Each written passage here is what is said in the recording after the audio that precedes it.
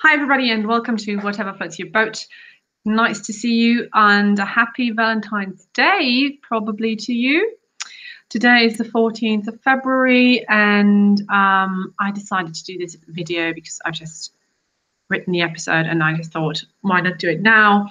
It's not going to be about Valentine's Day because honestly, I couldn't be bothered about the day. I got some lovely flowers from my man, and we're going to have some great dinner later that he's cooking for me. So I'll have to think about what I'll give him, but that is unimportant now.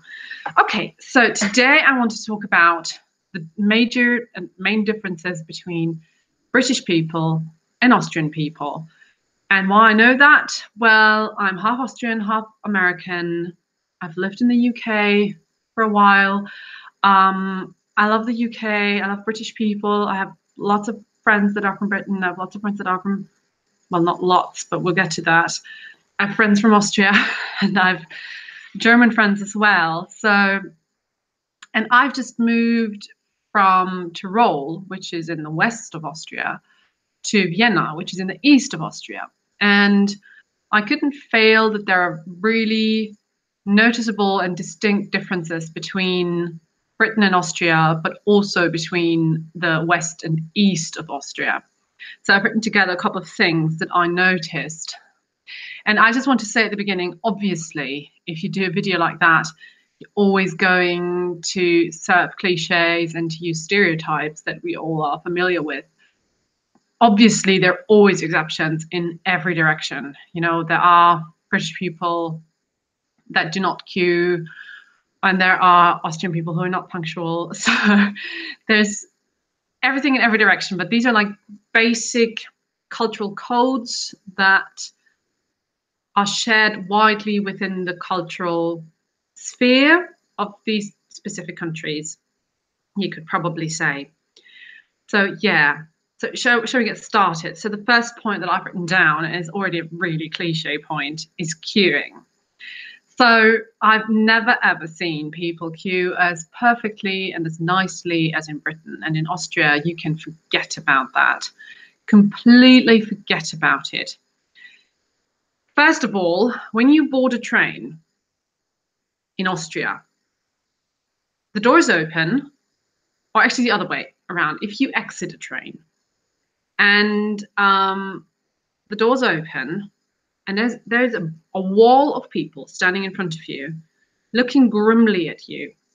So they don't make space for you to get out. They don't wait for people have come out. Everyone's just elbowing and bustling their way through and trying to get on the train first. And so that is Austria. In Britain, it's so nice. People just know how to queue everywhere they queue. And I think, I mean, for me personally, I really like that because it just avoids conflict where I don't need to have conflict. Because, I mean, for instance, it was so funny, actually, in Austria, at H&M, they tried, you know, like these queue systems that actually in Britain you have them everywhere, but like with these bands, or where you just have like a queuing line to the cash registers, and then you just stop, and here are the registers, and you then are just called to the next one, like in Primark they do it in Austria as well because it's inspired by the British way. But they tried to do that at H&M, and people just didn't get it. They didn't want to do it. So what they had is they had like boxes with little things, you know, what you get, umbrellas and these fur rollers and things, and they had them put in a way so that you would actually have to queue, and then you would have to wait, and the next free till would open up and you would be the next one to be served, which means that you're served really according to who was there first and not who has managed to go to the slower or faster cashier. So it's really fair, but people didn't get it. They always queued from the different side, and the H&M people always had to tell them, no, there's the queue, and then they were really grumpy because they realized there are like 10 people waiting and they could just jump the queue. So ultimately, they put it away again, and they now have like 3 lines where you have to queue, which ultimately leads to you mostly queuing where you have the slowest cashier, and you end up being really frustrated because the people next to you just surfed and surfed and surfed, and you're still waiting because you managed to queue behind the one woman who has to return 70 items and, you know, things. So that is really bizarre. And I would highly recommend Austrians to apply the British system. So that was really nice in Britain. All right, the second thing is, for me, a very important topic. I also written about it on my blog. It's about tea. Obviously, Britain is a tea culture. Austria is a coffee culture. So they don't know how to prepare tea, they don't know how to drink it, they don't know what real tea is. And it's driving me mad because I'm a huge tea drinker. I love tea, black tea. And it's really funny because when you go to the UK and someone says, do you want to have a cup of tea? And you say yes, you get black tea, like Earl Grey or British breakfast, depending on the time, or Yorkshire tea or whatnot. Twinings, you know, all the big brands. So you would get a cup of black tea. In Austria, you would never get that. I would say 90% of the people don't even have black tea. They have herbal tea, chamomile, peppermint, and other like herbal mixtures and things. And they also drink a lot of fruit tea, which I think is as much weird because for me, fruit tea is not really tea. And it was so bizarre because I and my man, we had a talk about tea, and I was like, did you ever have tea in your home? And like when you were a child? And he was like, yeah, my family sometimes drinks tea. And I was like, yeah, well, so I was, do they drink tea? And then he was like, yeah, they do. Sometimes they drink fruit tea with orange juice. And I was like, oh, they don't, because that's not tea. That's punch or juice or whatever you want to call it, but is not tea. So that is quite fascinating. And also they have this weird habit of putting the hot water into the cup before the tea bag, and it's driving me mad because who would do that? I mean, it's disgusting. And I'm really upset about it. I know it's a stupid thing to be upset about, but yeah. And also Austrians, they relate tea with being ill. So you only drink tea when you're ill or not feeling well or when you have a cold, but you don't drink tea like that. You probably would drink it when you go skiing and it's really cold and you have like a thermos flask and you would just put some tea in to keep warm, but you don't drink tea like during the day, really, like as a drink. You would drink coffee. So yeah, that's a big difference. It's a bit different, a bit difficult for me as a tea drinker to adjust to that. But hey, okay, next on the list, I have crosswalks. So that is a very fascinating topic to me because it is actually different in the UK, in the west of Austria, and in the east of Austria. So completely opposing the stereotypes you have about British people, that they're reserved and polite and well-behaved. I always feel like British people are really determined to cross the road when it's red, like as a pedestrian, not as a car driver. But they're really, they're frantically looking left and right, and they run over even if a car is approaching already, and it's really stressful, kind of. I always perceived it to be very stressful. So I was always thinking, if there was only a system that could tell me when I could cross. And then I realized, well, there is. So that are the British people. It's really like as if their life was dependent on it, that they cross when it's red. So that's quite funny. Then in Tyrol, in the west of Austria, you would cross at red when there is no car approaching. There's clearly no car coming whatsoever. And the funny thing in Austria, in West Austria, is when one person crosses, everyone does. It's really like a group thing, if one kind of dares to break the rule and to cross the road, everyone will just follow him, So, and in Vienna, no one does that. It's so weird. They all just wait until the green man appears, and then cross. And once or twice, I even walked across red because, well, I grew up in West Austria. So there you go. And no one followed me. It was so weird because in Austria, in West Austria, when you do that, people just follow you, you know, like the lambs and the shepherd. They will just follow you, and they don't do that in Vienna. They don't do that.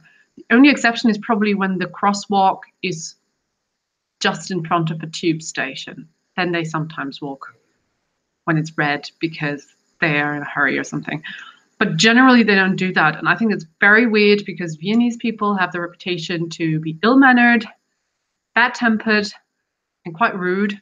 So you would assume that they don't give a about, you know, cross like what's it called, jaywalking. And so yeah, that was quite interesting to watch. And my man observed it as well, so I think there must be something to it. Okay, so many things I have to tell you.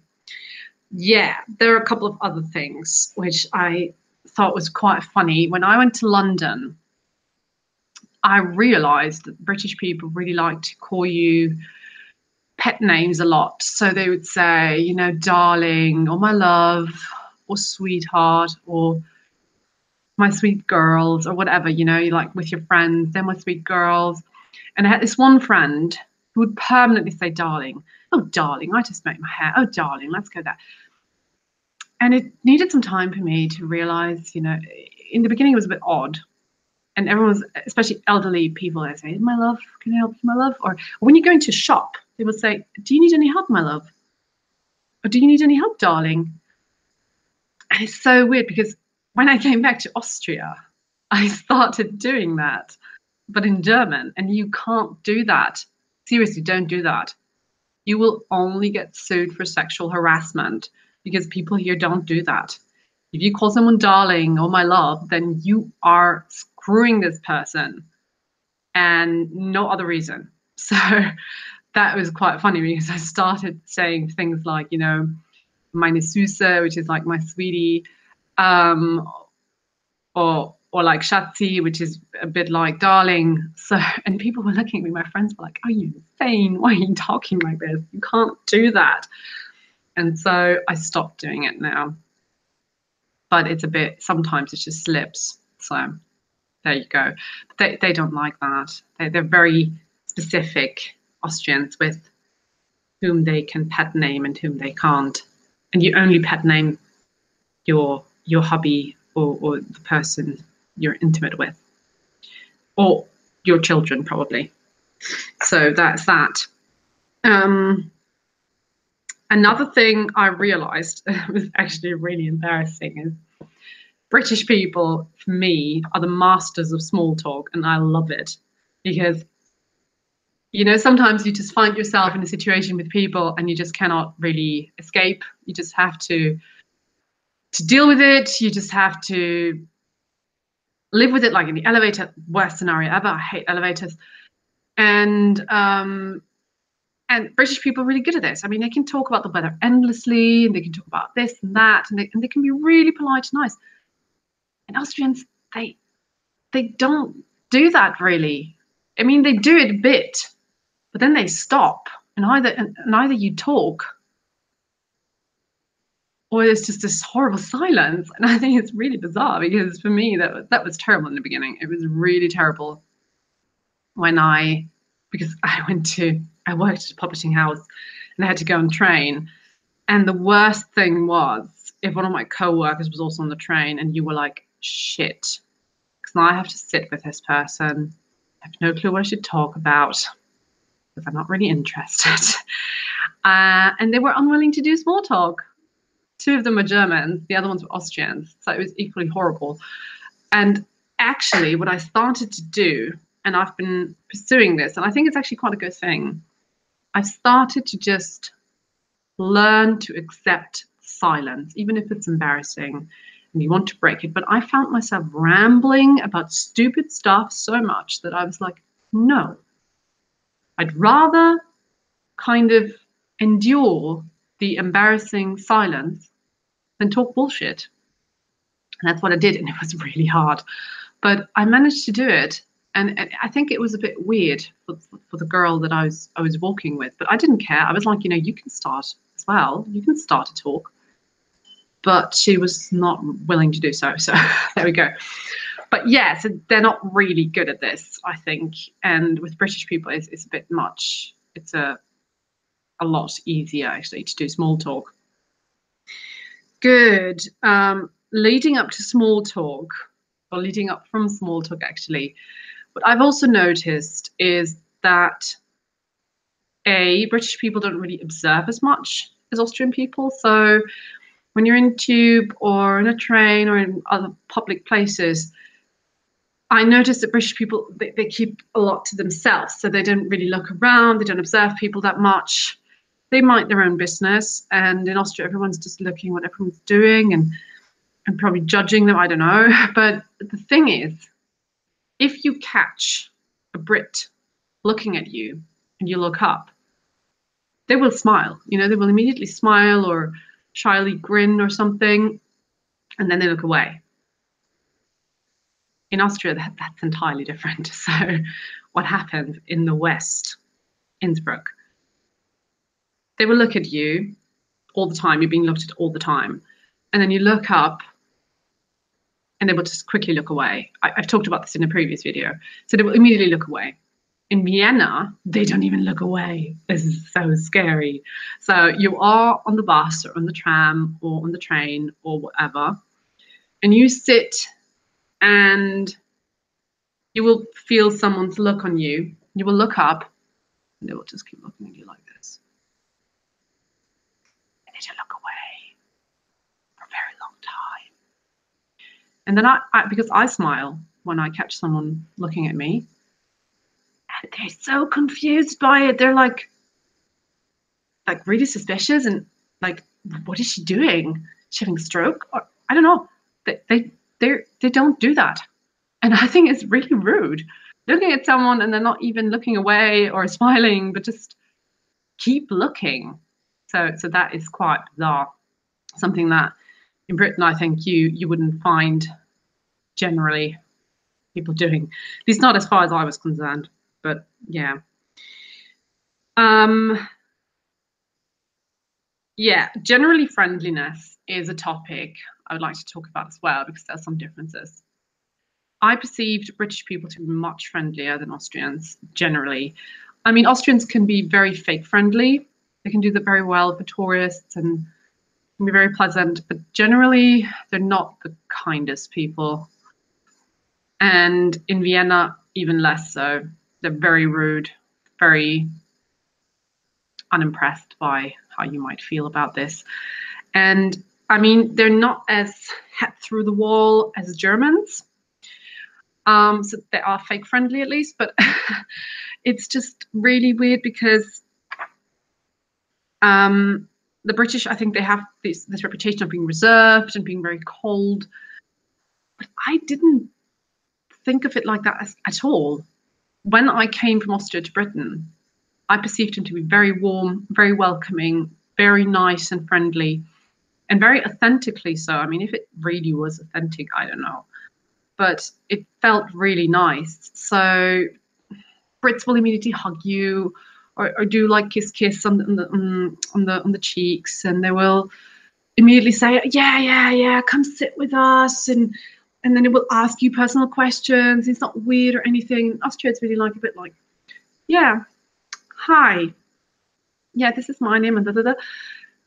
But you don't really, it's really hard to become friends with someone in Austria. It's really hard because people don't want to be your friend. I mean, it could be a problem about me, obviously, but I've had it from so many friends now that I've had over the years, people from different countries than Austria. They've all said, yeah, and I thought it was about me. But that actually is the point. They don't want to be friends with you. They don't reach out. They're not very welcoming. It's really as if they just said, like, oh, I have already 2 friends. I mean, my friend list is full. You can apply in 2 years' time, and then I'll see if a slot has opened up. But they don't want to be communal and, you know, it's really weird. I mean, I went to university for 3 years in Innsbruck, that's in West Austria. And I only found one friend, and that was a British person.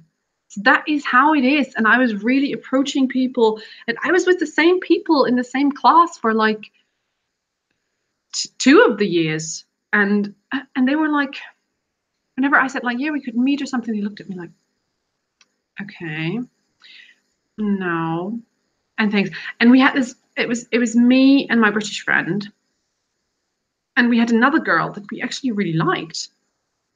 She was Austrian, and we constantly invited her to things, and she never came. And when she came, she went earlier. It was not really. She wasn't unkind or something, but she was not interested, as it seemed, in being a friend. And I think that's really weird, because when I click with someone, I'm not reluctant to become friends with them. So that is really weird. And they're also quite reserved. So it needs a long time until you can talk to them. Because when I met with British people, when you meet British people, it's not, but again, when you meet British people, at least from my experience, you're down to the intimate talk very quickly. So, I mean, I met a girl in London, and I think an hour in, we were talking about tampons and flinging them over our heads, and I was talking about her boyfriend and their sexual relationships and things. But it wasn't weird or anything. It's just normal. And in Austria, you could never do that. People would think like, oh my God, she's mad, and this is a weird person. Don't be with her.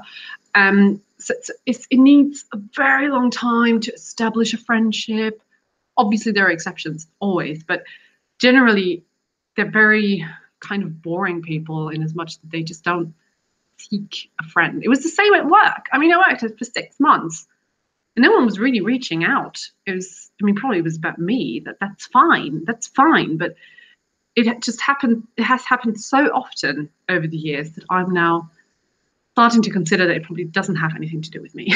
Because as well, when I went to Britain, I found so many people who were so great and who were so much fun and things. And in Austria, it's really hard. And there are these people. There are great, funny people, but they're really hard to find.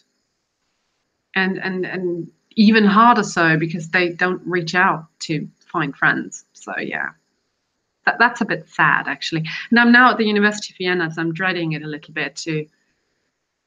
Maybe it will be the same thing. Yeah, so what have I not talked about? Yeah. Let me just see. So we talked about small talk. Oh yes, another good one. Punctuality.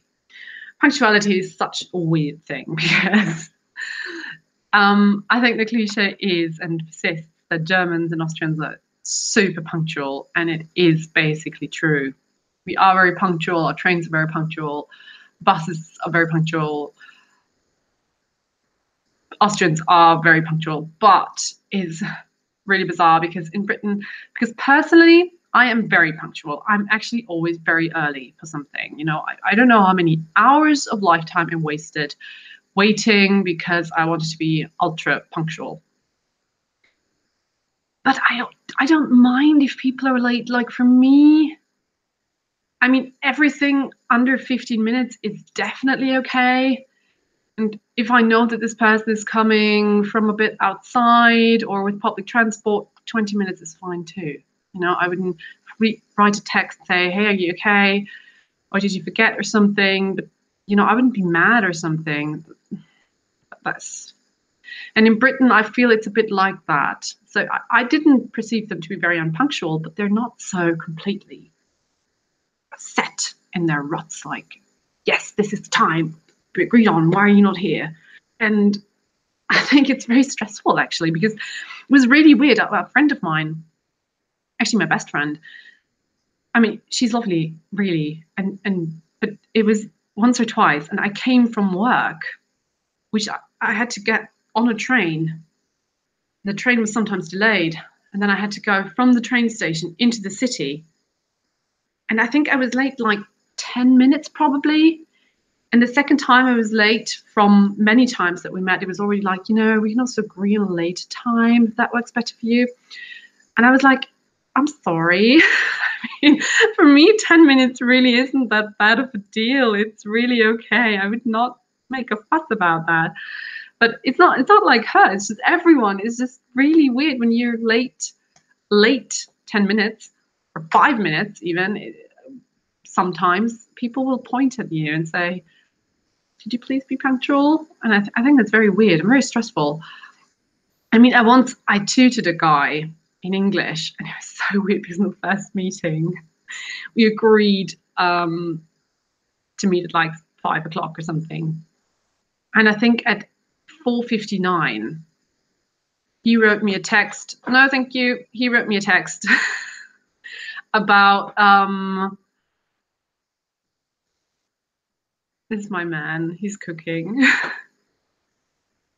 I'm live. I cannot stop this. So anyway, so he wrote me a text at like 4:59 that he would be 3 minutes late. And I was like, did he just miss a zero? Did he mean 30 minutes? Because who would write that he's 3 minutes late? I mean, texting that takes me 3 minutes. And these are the 3 minutes that I'm going to be late. So, but that's Austrians. They are hilariously punctual. And they will even write you. And so if I consider it to be like this, then I understand why they're upset when I'm 10 or 15 minutes late and I don't even text. But for me, that's very stressful. So I wouldn't do that. Yeah, okay. 2 more things that are food related. So British people have no clue what bread is. That is really the truth. I came to Britain, and Austria is a great bread country. They have the best bread ever. It's really like white bread and black bread and brown bread and seedy bread, and you have so much bread and buns and rolls, and it's just really good.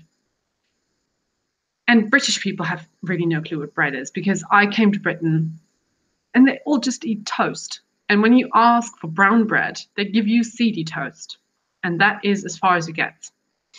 And I understand toast is what you do your sandwiches with, but it's not bread. Toast is toast, and it's not bread. So that was really hard for me in Britain to get proper bread. It was actually impossible, because even the supermarkets, they don't really sell good bread. It's so weird. So that is a great thing about Austria, actually, is food-wise. Generally, food-wise, Austria is a great country. It's really delicious things, from chocolate cake to Viennese schnitzel to dumplings to everything. And that's actually leading me to my last point for today. Oh no, sorry, I have another one that I just have to quickly finish off with, is that in Austria you can have sweet main dishes. So you can have apricot dumplings or plum dumplings or Kaiserschmarrn, which is a bit like a scrambled pancake with like apple mousse, and it's really delicious, and powdered sugar. So in Austria, it's totally normal to have a sweet main dish. And when I did that in Britain, they were very confused, because I worked as a nanny, and obviously they didn't want to have the children to have too much sugar, but obviously the children loved it. So I sometimes made it for lunch, and they didn't say anything. They were great, but it was still like, like, is this really a main dish? Isn't this like for dessert? And I was like, no, it's a main dish. I'm still going to have dessert. But that is really weird. And I sometimes even feel for British, this is now really not true for many, I know. But for British people, there's such meat culture. So it's really like, if there's no meat in the dish, why should I eat it? It's a bit like, I sometimes got this vibe, like, why would I eat something as a main dish that doesn't even have meat in it? So that was quite funny. But yeah, we do, like, the Austrians do have sweet main dishes, which is good for me because I love sweet dishes. Perfect. All right. So up to my last point for today, I might come up with more some point, is the obligatory humor, sense of humor. British people are well known for the sense of humor, and I think rightfully so, because they have great humor. It's very sarcastic, very ironic. It's very much to what my humor is. I loved it. I had a great time in Britain. I've never had so much fun. People are really good at not taking things personally, and that is definitely not the case in Austria. People take things very personally, but it's also it's like a discrepancy between West and East as well, because the west of Austria is known to be humorless, and it's kind of true. There are exceptions, but they don't have really humor. They're a bit like Germans. So I would say they do have kind of a sense of humor. It's not terribly great, but they are not receptive to humor. So they can lash out humorously, but they don't understand it when you return it. So they don't know the play. That's at least how it often occurred to me. It was so often that I held presentations and they were just looking at me as if I was completely ridiculous. And my American and British teachers just laughed their butts off. And I was like, okay, this is something about this country, not about me. So they don't really have this outgoing personalities and humor. And in Vienna, you do have the famous Wiener Schmäh, which is like their kind of humor. It's also very dry, kind of not violent, but verbally violent. and I mean, they have a great accent to go with it.